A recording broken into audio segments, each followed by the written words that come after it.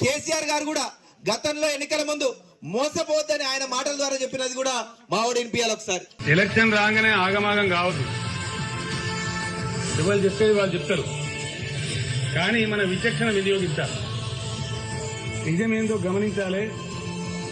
మంచి చేసే వాళ్ళని సమర్థిస్తే మనకు మంచి జరుగుతుంది. గాడులకు గడ్డేసి ఆవులకు పాలు పెడితే పాలు రావు.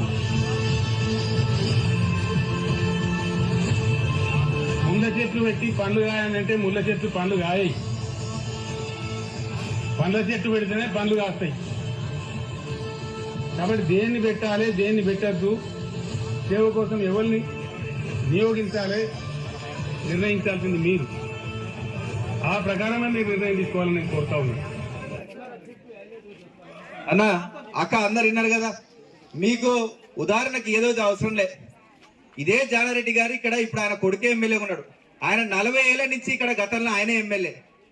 మరి 40 ఏళ్ల నుంచి ఆయన ఎమ్మెల్యే అయితే 2014 నుంచి మేము దాదాపుగా 60-70 లక్షల రోడ్లు సీసీ రోడ్లు మీ కళ్ళ ముందు మేమే కదా వేసింది. మన ప్రభుత్వం వచ్చిన తర్వాతనే కదా వేసింది. 50 ఏళ్ల నుంచి ఉన్నా గానీ ఇక్కడ డ్రైనేజీలు కానీ సీసీ రోడ్లు కానీ కేసీఆర్ వస్తే గానీ బాగుపడవా. మరి ఇప్పుడు వచ్చిన 2 సంవత్సరాలు, నాకున్నది కూడా 2 సంవత్సరాలే కదా. ఆ 2 సంవత్సరాలు మన కరోనా పోయిన తర్వాత ఇంకో 2 సంవత్సరాలే కదా ఈ ఊరంతా అభివృద్ధి చేసుకుంది. మరి ఇప్పుడున్న 2 సంవత్సరాలలో మిగతా ఉన్నాయన్నీ కూడా కంప్లీట్ చేయాలి కదా.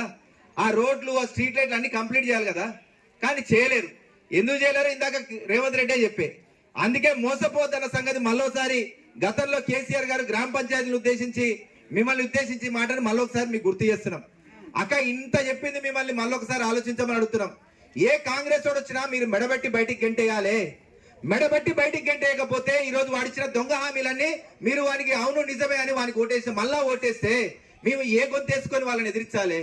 మా బీఆర్ఎస్ పార్టీ పక్షాన మేమందరం బయటకు వస్తున్నాం. మీ ఒడ్లు కొనట్లేదు, మీకు బోనస్ ఇవ్వట్లేదు, కనీసం మీకు రైతు భరోసా పేరు మీద వాళ్ళు ఏదైతే మాట ఇచ్చారో అవన్నీ నెరవేర్చట్లేదు అన్నప్పుడు మేము బయటకు వచ్చి గొంతు తీర్చుకుంటున్నాం. దానికి అవకాశం వచ్చింది. మళ్ళా ఈ ఎలక్షన్లు వచ్చినాయి.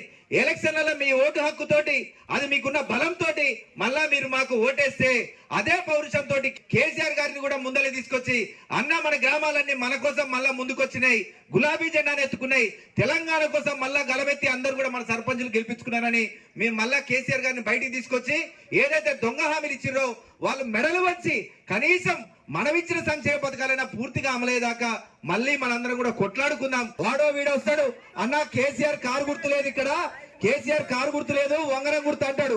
మీరందరూ ఒకటే చెప్పాలి, ఉన్నది వంగరం గుర్తు కాదు, బలపరిచినాం గులాబీ కండువా కప్పుకున్న ఎవరైనా గానీ కేసీఆర్ అభ్యర్థి అని చెప్పేసి మీరు అందరూ కూడా వాళ్ళకి చెప్పాల్సిన అవసరం ఉంది.